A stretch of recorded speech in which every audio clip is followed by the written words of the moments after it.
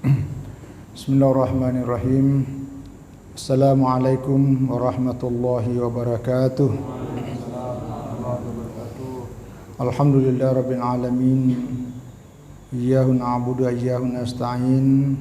Asyhadu an la ilaha illallah, asyhadu anna Muhammadar Rasulullah. Allahumma shalli wa sallim wa barik ala Rasulillah Sayyidina Muhammad wa ala alihi wa sahbihi ajma'in. Subhanaka la ilma lana illa ma 'allamtana innaka antal alimul hakim. Jamaah Masjid Al-Khalifah yang kami muliakan dan senantiasa dirahmati Allah.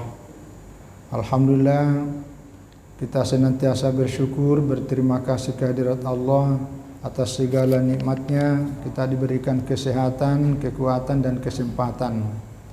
Kita sudah sempat melaksanakan sholat duhur secara berjamaah. Tema pembahasan kita pada siang hari ini, kita masuk pada bab berikutnya, yaitu Kitabut Taubati, yakni Hakikatut Taubah. Jadi penjelasan mengenai tobat. Ya. Tobat ini kalau dalam bahasa agamanya itu namanya ar-ruju'. Ya, rujuk artinya kembali.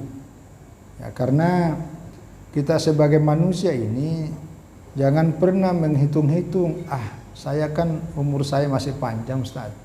Saya ini masih muda Pak. Belum saatnya untuk tobat. Jangan begitu. Tidak ada yang bisa memastikan umur kita. Apakah umur 17 tahun, 27, 37 dan seterusnya. Tidak ada jaminan. Sementara di sisi lain dalam hidup ini, karena kita manusia ini punya syahwat, kita manusia ini punya naluri, banyak keinginan.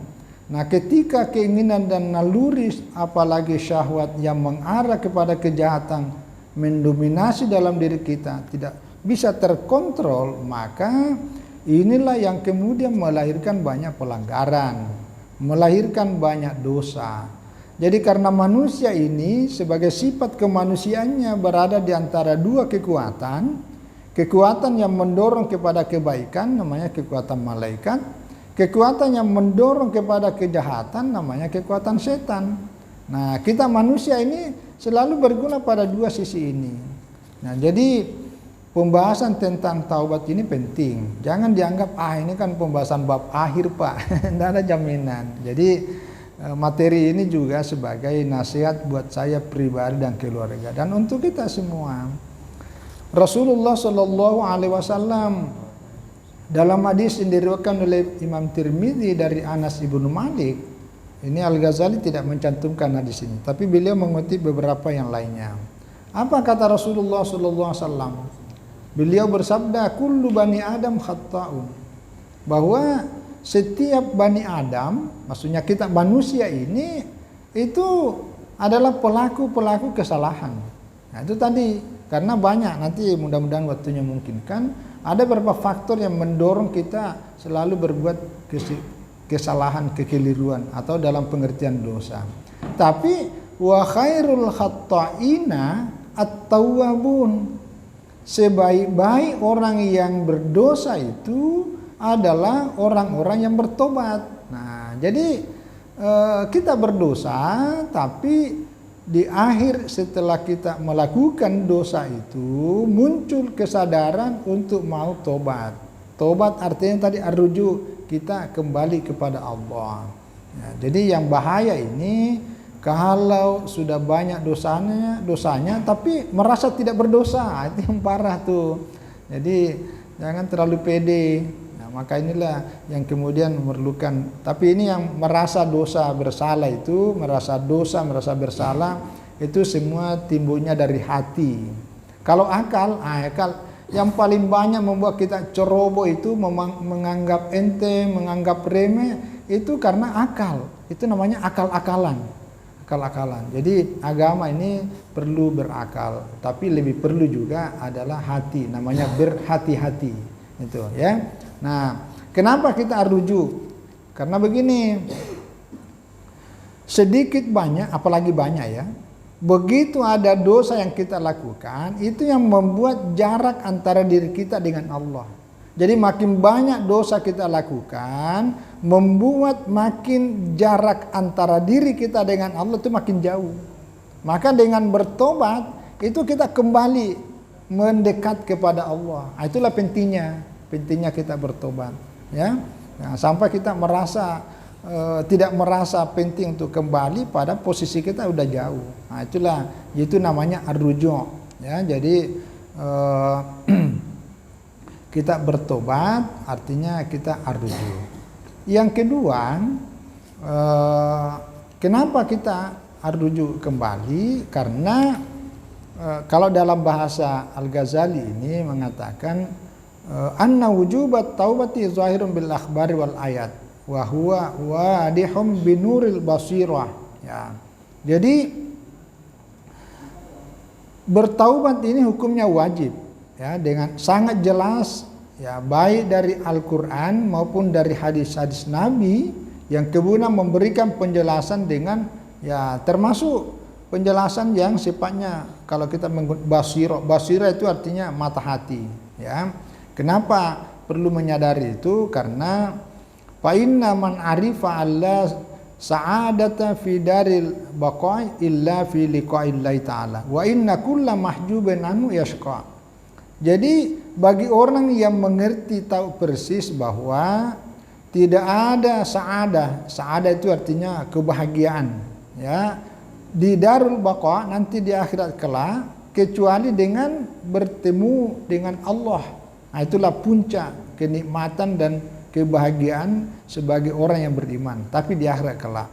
Tapi wa inna kulla mahjuban anhu yashqa, yang membuat kita bisa, jangankan bertemu, kita akan mendekati dulu. Bagaimana kita mendekat? Ya tadi itu, kita harus tobat dulu, menghilangkan dosa-dosa kita ini yang menjadi penghalang, barulah kita bisa berdekat, apalagi sampai pada tingkat ketemu.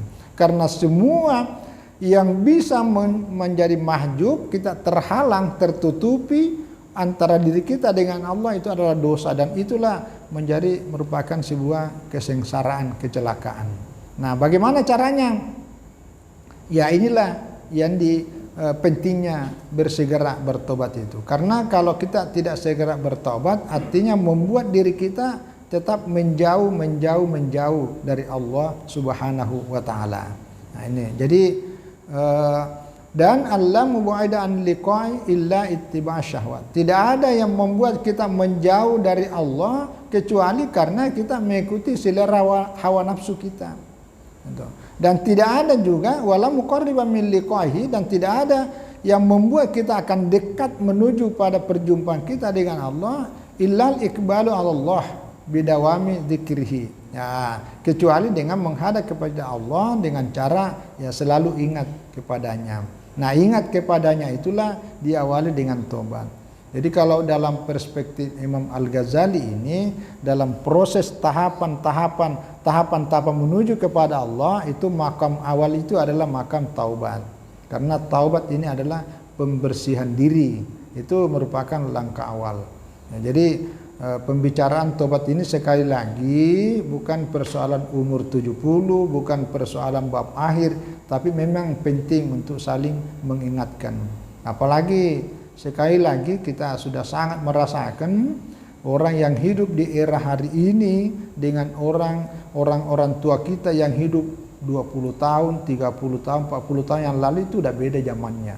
Jadi orang dulu untuk berbuat dosa masih berpikirlah, tapi kalau hari ini dosa itu dianggap biasa-biasa. Ya, apalagi pengaruh media kan. Ya, pengaruh media ini kita tenang-tenang, tapi begitu buka HP, waduh, ada lagi nih provokasi ini, mengajak kita untuk bertengkar. Ya, informasi tentang kejelekan orang, kita pula ikut mengomentari, padahal kita tidak ngerti. Nah, itu kan menambah-nambah dosa tuh. Lebih diam aja. Apalagi kalau berita yang hoak-hoak, orang baik dikatakan orang jelek dibaik-baikin seperti luar biasa hebatnya. Akhirnya kita bertengkar di situ. Nah, sadar atau tidak, itu bagian daripada kita tergoda. Hati-hati. Jadi Sekali lagi perlu kedewasaan, kejernihan berpikir dengan mengedepankan hati di era-era hari ini untuk melihat apa yang ada di postingan. Jadi jangan terlalu terbawa, ya, karena ini bagian daripada rasa tobat kita. Ya, di Al-Quran ini saya tambahkan juga, tidak sebutkan sini. Ya, wasari'u ila maghfiratin mir rabbikum, itu di Ali Imran ayat 133. Jadi bersegeralah kamu untuk mendapatkan ampunan dari Tuhanmu. Kenapa dikatakan bersegera? Ya, karena ini dalilnya yang pendapat para ulama, terutama Imam Al-Ghazali di sini, bahwa bertobat itu tidak perlu ditunda-tunda. Ya, jangan ditunda, tapi bersegeralah. Kenapa? Karena begitu kita tunda, tidak bersegera, artinya membiarkan diri kita berada dalam satu jarak yang terlalu jauh dengan Allah. Satu. Yang kedua, dalam hadis Rasulullah Shallallahu Alaihi Wasallam, ya, innal abda idza akhta'a khati'atan nukitat fi qalbihi nuktatun sauda.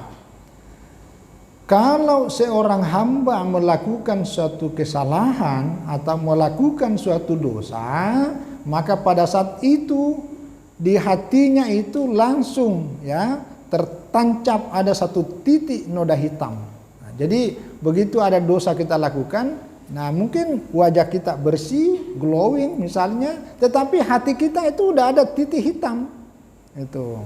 Jadi makin banyak dosa dan kesalahan yang kita lakukan, baik dengan kesalahan ngata-ngatai orang di media-media, atau ya secara langsung kita berkata kasar, ya, menyebarkan fitnah dan hoax, atau perilaku yang sengaja kita membuat orang lain sakit hati dan segalanya, itu sudah dosa dan membuat hati kita selalu ada di situ noda hitam. Nah makin banyak ini, ya makin banyak hitamnya, makin lama akhirnya hati kita dipenuhi noda hitam. Ini yang bahaya. Ini disebutkan dalam hadis ini. Kalau di dalam Al-Ghazali, di sini diumpamakan dengan sebuah cermin. Ya, diumpamakan sebuah cermin. Jadi cermin itu, ya, kan awalnya itu aswakila, artinya bersih, tapi karena cermin ini selalu ada debu melengket situ, apalagi sekarang ini, waduh, ini kaca mobil kita, kaca kendaraan kita ini udah banyak asap, bukan asap dengan apa itu, abu, ya, bekas-bekas itu. Nah itu makin lama kalau kita tidak sempat nyapu bersih itu, makin lama makin kabur. Nah hati manusia seperti itu juga gambarannya, jadi makin lama makin menutup, makin lama makin menutup. Akhirnya ketika kita bercermin, tidak kelihatanlah wajah kita dalam cermin kaca itu. Nah begitu juga hati kita tidak bisa lagi membedakan mana orang baik, tidak bisa lagi mengukur bahwa yang baik, yang benar, yang ini. Nah semua serba gelap. Nah itu kenapa? Karena hidup kita sudah dipenuhi, dominasi oleh kekuatan syahwat dan syaitan. Nah itu, ini yang dimaksud oleh hadis. Nah lanjutannya di sini mengatakan, fa idza huwa naza'a wastaghfara wa taba, ya, sukilah. Ya, jadi tapi kalau yang bersangkutan itu istighfar, ya minimal. Kalau kita ini kan minimal kalau sudah sholat itu minimalis sekali lah. Astagfirullahaladzim, selesai sholat, mau lagi berdoa istighfar. Nah kalau 5 kali sehari semalam kita sholat dan 5 kali sehari semalam juga kita beristighfar, berarti 3 dikali berapa, 3 kali 5, 15, itu sedikit sekali. Kalau masih beristighfar setelah berdoa, kalau sempat berdoa, tapi kalau tidak berdoa langsung balik kanan selesai, nah itu hanya 15 kali. Itu terlalu ikit. Nah jadi itulah diperlukan. Rasulullah itu paling sedikit beliau pada sudah dijamin oleh Allah, tapi tetap aja beliau istighfar dalam satu hari paling sedikit 70 kali. Jadi sambil menunggu waktu-waktu azan, misalnya kita duduk antara azan dengan iqamat, itu dimanfaatkan astagfirullah. HP-nya itu diminggirkan dulu. Jadi istighfar, karena ini perlu pembiasaan. Karena kalau kita sebagai manusia ini terlalu banyak keterpengaruhan kita. Artinya begini, kita ini kan banyak berbuat baik karena dipengaruhi oleh orang lain. Beda kalau kita sendirian. Kalau sendirian kita, waduh, kan tidak ada yang mempengaruhi. Jadi kita datang masjid itu karena malu sama teman. Kita berbuat baik itu karena didorong malu sama yang lain. Jadi banyak keterpengaruhan kita. Maka itulah kemudian penting sekali kita selalu berkumpul, bergaul bersama orang-orang yang baik. Karena itu tadi penting. Nah, jadi makanya kalau ada kumpulan-kumpulan orang berzikir dan beristighfar itu sangat membantu karena kita ikut termotivasi. Coba kalau sendiri, aduh lupa kita istighfar. Sama juga kalau kita di tangan pegang itu, macam saya ini, kalau saya kan biasa pegang tasbih. Nah, macam ini tasbih ini kadang-kadang karena megang, secara otomatis lidah kita ikut tergerak untuk membaca istighfar atau salawat. Karena ini ada motivasi. Jadi ada pentingnya juga namanya alat. Karena kita termotivasi. Nah, begitu juga ketika kita berkawan dengan orang lain, termotivasi bersama. Ya, jadi khususnya untuk karena ini tema kita adalah tobat. Nah, dimulai dari istighfar. Jadi itu penting sekali. Astagfirullah. Ini dalam hadisnya. Nah, wataba dan tobat, apa yang terjadi? Sukilah kalbu, maka hatinya langsung dibersihkan. Jadi mengelapnya kaca supaya bersih kan kita bawa ke showroom atau pencuci motor dan sebagainya. Itu kan dilap. Nah, untuk pencuci lapnya hati kita ini dengan kesalahan, tutur kata dan lain sebagainya. Tapi ada juga dosa yang harus minta maaf. Tapi kan kadang-kadang ada banyak yang sesungguhnya. Tapi nanti akan dijelaskan perbedaan antara dosa besar dengan dosa kecil. Mudah-mudahan waktunya cukup. Nah, jadi begitu kita istighfar, tobat, maka hati kita akan dibersihkan. Ini berdasarkan dari sini. Makanya kalau lafal istighfar itu kan ada yang biasanya kalau kita panjang itu astagfirullahaladzim wa atubu ilaihi. Nah, itu jadi kalau astagfirullahaladzim kan mohon ampunan. Tapi ada kalimat terakhirnya itu kalau boleh ditambah wa atubu ilaihi dan saya bertobat kepadanya. Begitu juga doa yang terakhir selalu kita menutup setelah Rabbana atina fid dunya hasanah wa fil akhirati hasanah wa qina adzabannar. Itu kan ada doa Rabbana taqabbal minna innaka antas samiul alim wa tub alaina innaka anta at-tawwabu ar-rahim. Jadi wa tub alaina kita sangat berharap ya. Jadi Allah menerima tobat kita karena Allah adalah Tawwab dan Ar-Rahim. Itu karena Allah Maha kasih sayang, ya tobat kita. Nah, itu salah satu caranya. Ya, masalah nanti tobat nasuha kan kalau tobat kita ini kan bertingkat-tingkat juga. Ada orang apa itu istilah? Tobat sambal ya. Ya, gimana sambal itu ya? Waduh pedis. Sepertinya kalau sudah pedis tidak mau lagi makan sambal, cabai itu. Tapi tidak lama kemudian makan lagi. Nah, itu namanya tobat sambal kayak gitu. Tapi kalau tobatnya tidak serius, maka itu yang kemudian masuk kategori Allah Maha Tahu.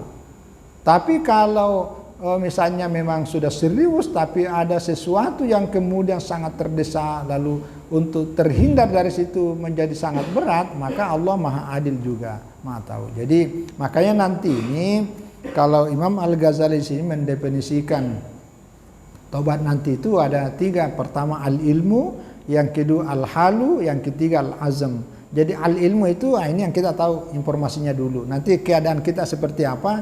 Keadaan kita ini kan seperti dalam kondisi yang sedang menuju kepada Allah, membutuhkan pertolongan untuk merapat, mendekat kepadanya. Nah, lalu azam itu artinya tekad yang kuat. Nah, tekad. Nah, ini di sini titik lemahnya kita ini azamnya itu bertingkat-tingkat. Ya, ada azam biasa, tapi ada yang betul-betul azam, betul-betul tobat. Dan ini banyak terjadi yang dulunya kita anggap mu'allaf, ternyata yang mu'allaf jauh lebih bagus kuat agamanya daripada yang bukan mu'allaf. Dan itu terjadi itu. Ini semua karena rahmat dan memang betul-betul sungguh-sungguh. Ada beberapa mu'allaf, tapi memang sebelumnya dia mempelajari dulu Islam. Jadi dia tidak langsung bersyahadat, tapi dia mempelajari dan melihat bagaimana sikap perilaku tokoh-tokoh agama selalu mendekat. Nanti kalau sudah betul yakin, baru bersyahadat. Setelah itu orang ini biasanya menjadi pelopor, menjadi punggawa, menjadi lebih hebat dibanding daripada yang lama-lama. Tapi itu kembali kepada kesadaran yang tinggi.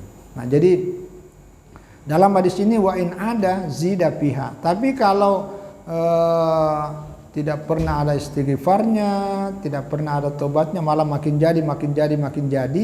Nah, itu yang kemudian hatta ta'lu qalbahu, sampai hatinya itu kemudian ditutupilah karena tidak ada. Nah, inilah yang dimaksud dalam Al-Qur'an wa huwa ar-ran. Ya, kalla ban rana ala qulubi ma kanu yaksibun. Inilah namanya rana. Rana itu artinya rona, yang menjadi penutup di hati kita atas apa yang telah kita perbuat. Artinya dosa-dosa yang kita perbuat itulah yang kemudian menjadi penutup. Jadi sekali lagi Imam Al-Ghazali dalam kitab ini menampilkan beberapa ayat selain ayat yang saya sebutkan tadi, ya, bahwa wa tubu ilallahi jami'a ayyuhal mu'minun la'allakum tuflihun. Tapi sebelumnya Al-Ghazali menyebutkan bahwa di antara hakikat taubat itu adalah an-nadabu taubatun. Nah, itu. Jadi al-ilmu, al-halu, azam. Nah, tapi dari ketiga ini dalam bahasa kita ada namanya kesadaran. Kesadaran itu hakikatnya adalah an-nadam. An-nadam itu artinya penyesalan yang sungguh sangat luar biasa, dan itu sudah masuk kategori tobat. Jadi kalau orang sudah benar-benar menyesal, nah itu sudah tobat. Jadi bahkan Al-Ghazali mengutipnya di sini, at-taibu minadz-dzambi kamal la dzambalahu. Ini hadis riwayat Ibnu Majah. Ini dikutip Al-Ghazali. Jadi orang yang benar-benar tobat dari dosanya itu dia seperti orang yang tidak punya dosa lagi. Nah, inilah kelebihannya. Jadi jangan pernah memandang enteng seseorang hanya karena masa lalunya. Nah, banyak tuh orang selalu mengukur, ngapain kau percaya tuh? Tahu nggak dulu orangnya tuh gini-gini. Itu masa lalunya. Kita yang hari ini dan kedepannya, kita kalau orangnya itu seperti ini, an-nadamu taubatun, kalau dia betul-betul menyesal, ditambah lagi hadisnya bahwa taibu minadz-dzambi kamal la dzambalahu, orang yang benar-benar tobat itu seperti orang yang tidak punya dosa. Nah, inilah kelebihannya. Kenapa? Karena pertaubatannya itu bisa menghapus dari dosa-dosa masa lalunya. Inilah kelebihannya Islam. Inilah kelebihannya agama ini. Jadi sekali lagi,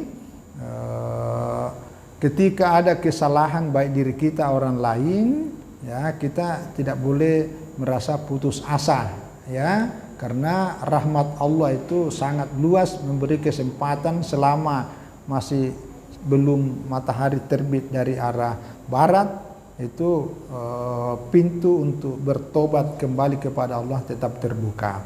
Begitu juga sebaliknya, ya, ketika ada orang yang bergelut, masih bergeliman dalam dosa, ya kita doakan, jangan dicaci maki, apalagi inilah penghuni neraka ini. Jangan, karena dalam waktu sekejap 1001 macam caranya Allah untuk mengembalikan hambanya kembali kepadanya. Jadi banyak penyebabnya. Salah satunya itu bisa karena ada kejadian. Ada kejadian, dari kejadian itulah kemudian dia sadar. Jadi sekali lagi, tobat ini bukan persoalan batasan umur, tapi perlu kita biasakan minimal banyak istighfar, ya, banyak istighfar, karena itu perintah untuk segera. Ya, kemudian yang kedua, bagi orang yang betul-betul sudah tobat juga perlu diiringi dengan kebaikan, karena dengan kebaikan itulah yang kemudian bisa menghapus.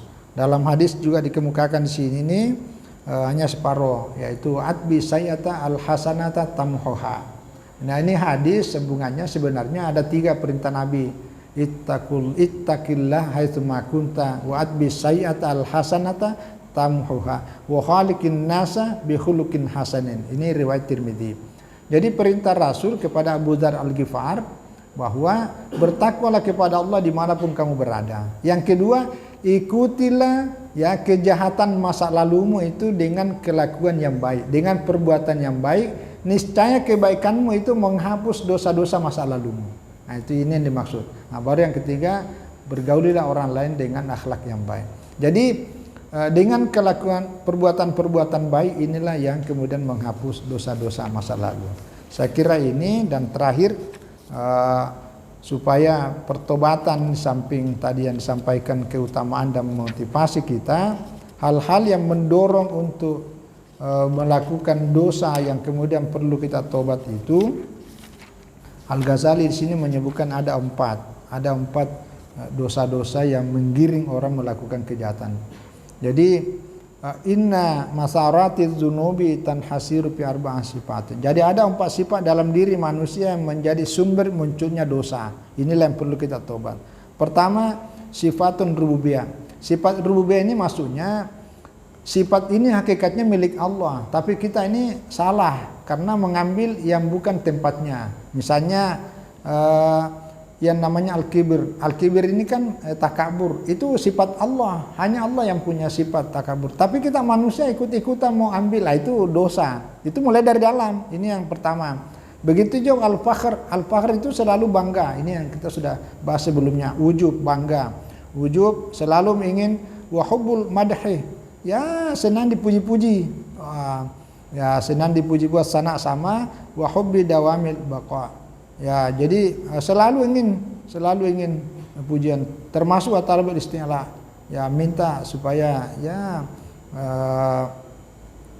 ditinggi-tinggikan, ya dipujilah, disanjung-sanjung dengan kalimat-kalimat yang sangat. Ini udah mulai, ini perlu ditobati yang begini nih, perlu ditobati dengan banyak istighfar. Karena itu masih dalam hati, tetapi itu akan dari situlah kita berbuat yang tidak baik. Nah, kenapa? Sampai di sini kata Imam Al-Ghazali, hatta ka'annahu yuridu ayyakula ana rabbukumul a'la. Ini ucapannya Fir'aun. Karena Fir'aun itu merasa dirinya paling ini, sama mengatakan ana rabbukumul a'la. Itu penyakit hati. Itu. Yang sebenarnya sifat itu adalah milik Allah. Itu perlu ditobatkan. Yang kedua adalah sifat asyaitaniyah. Ya, sifat-sifat yang dari setan. Apa itu? Termasuklah hasad, dengki. Ya, jadi kalau kita iri, itu sifat setan.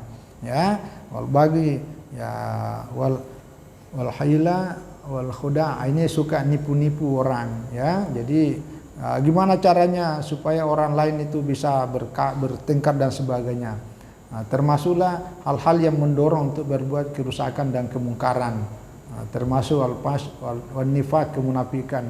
Jadi mengajak orang lain untuk ya celaka dan seterusnya. Ini semua sifat-sifat asyaitannya. Yang ketiga sifatul bahimiyah. Ini sifat-sifat kehewanan. Ya. Jadi sifat-sifat kehewanan itu masuk kebinatangan ya. Termasuk adalah namanya tamak, rakus, ya haros. Ya, jadi kalau miliknya orang lain dianggap miliknya, itu persis sama seperti binatang itu. Jadi hanya keinginannya termasuklah yang hawa nafsunya yang tidak terkendali sehingga melakukan zina, melakukan segala macam perbuatan. Mencuri itu kan sifat-sifat binatang, memakan hak yang bukan haknya. Ini termasuk mengumpulkan harta benda yang kemudian justru itu mengantarkan pada celaka dan meninggal. Kayak ada hewan nama itu, lalu mengumpulkan banyak, padahal dimakan dikit aja. Itu.